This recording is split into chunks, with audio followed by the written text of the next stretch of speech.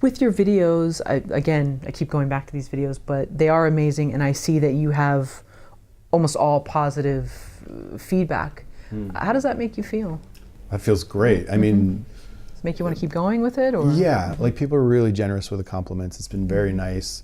Originally, I was saying things that I thought people would find provocative. I thought people were going to be angry at the way I defined act or impetus, and just because I'm ridiculously pedantic and stuff about that. But it's motivating because, you know, because people want, like, it actually helps them in their process, and that's, you know, it just feels good.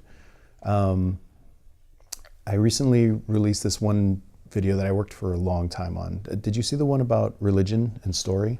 I saw some of it. I noticed it got strong reactions. Yeah.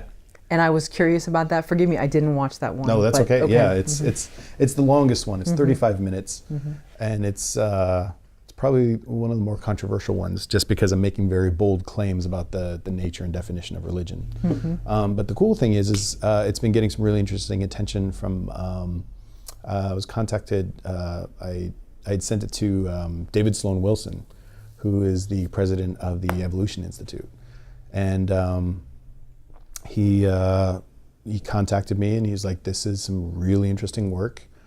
I think we should submit this for peer review, and I'd like to talk to you about some of your ideas and how you think this is informing the conversation."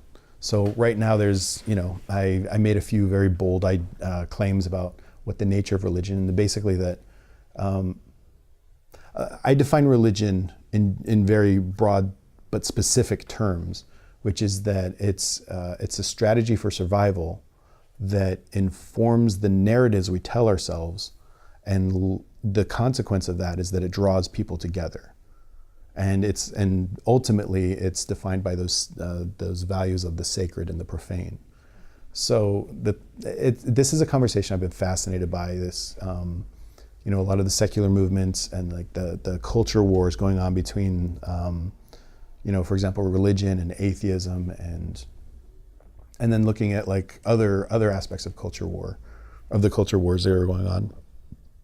And I think at the core of it is, if we're able to be honest about the way we interpret information, the way we develop our loyalties, we'll actually be able to critically evaluate our sacred totems, our metaphors, and then begin to deconstruct whether those metaphors are accurate to reality. I think ultimately, if we look at the paradigm of health, health is just about being able to respond proportionately to threats and opportunities. So I think if we can begin to look at religion not as just this kind of bizarre, a lot of metaphors is that it's a kind of a virus that overtakes the mind, but instead it's the way we develop value systems through metaphors. And, you know, being someone who's deeply invested in story and the way we develop narratives to develop value systems, I think we need to understand that process. And that's why I'm so specific in trying to understand like what art is versus science and how those two relate, because we can't have one without the other. I mean, as soon as we try to represent something, it's a form of art. As soon as it becomes an emotional experience, then that informs our values. So it's really exciting. It's been an honor just to start talking with David, and I'm really curious to see what it comes up with, because it's a controversial. It's controversial claims, but I think it's the conversation that needs to happen, and that's what I'm really interested in engaging. Plus, you know, I have a lot to say. I have a lot of things I care about, a lot of things I'm passionate about, and all of that goes into my writing. All of that goes into the stories, you know. It's interesting that we have to have this like subcategory or whatever for faith-based scripts. I don't know. I just find that interesting. I mean, you know, if you look at it from like a scale or a line, and you have on one end a cult, and then on the other end would just be an openness to something that's greater than ourselves, you know, and then we could just kind of go in the middle. But it just seems like a lot of that can't be talked about, even if it's not, if it's like non-denominational. Like it seems like no one can really have that in a screenplay without it being, oh, okay, well, this is a faith-based script. It's got to be Yeah. that category, you know. I mean, ultimately, that comes down to distribution and marketing, you know, and most of distribution and marketing is about responding to kind of axiomatic ideas,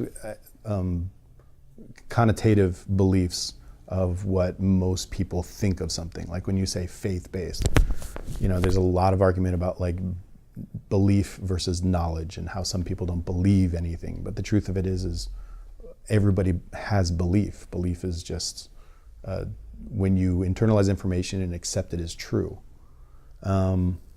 But you know, when you say something is faith-based, you know, that's jargon that is designed to gear toward a very specific genre.